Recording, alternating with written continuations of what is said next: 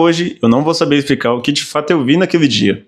Gente, quando eu era pequeno, numa faixa etária de uns 6, 7 anos de idade, eu e minhas irmãs, a gente sempre tinha o costume de ficar brincando na porta de casa.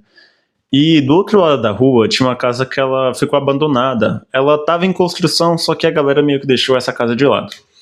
E eu lembro que a gente estava brincando de ter poderes e tal, bem Avatar, sabe? Bem coisa de criança. E eu lembro que eu tinha falado pra elas que eu controlava o vento. E eu lembro que eu tava com a varinha na mão, mexendo e pedindo pro vento subir.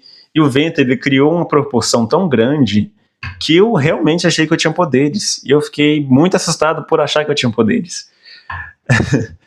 E eu lembro que no meio da poeira, no meio da ventania, me deu o sentimento de olhar pra casa, que tava em construção. E eu nunca tinha sentido esse sentimento, sabe, de medo. E na hora que eu olhei pra casa, eu senti uma angústia ruim, sabe? Só que do lado da casa do vizinho tinha uma parede. E na quina da parede eu vi uma sombra de alguma coisa. Era uma imagem de uma pessoa de 2 metros de altura. E eu lembro que eu não tinha malícia, então eu não tinha entendimento do que era bom e o que era mal, o que era aquilo, sabe?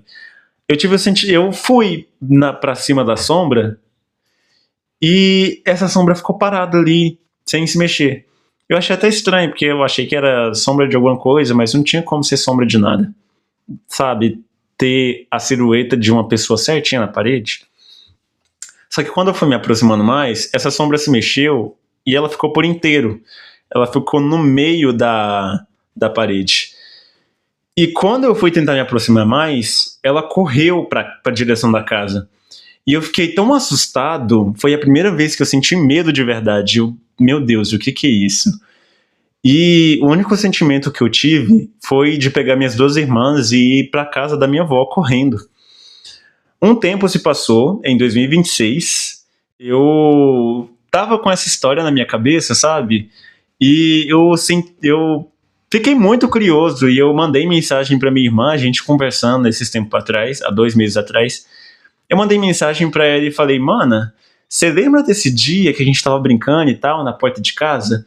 Por acaso você viu uma sombra na parede?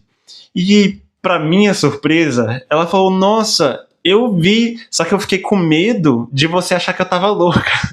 Só que eu também tinha visto. Então, nós dois tínhamos visto a mesma coisa, só que a gente não teve coragem de dizer um pro outro que realmente a gente tinha visto. Então, essa história foi uma coisa que me marcou muito e que me choca até hoje.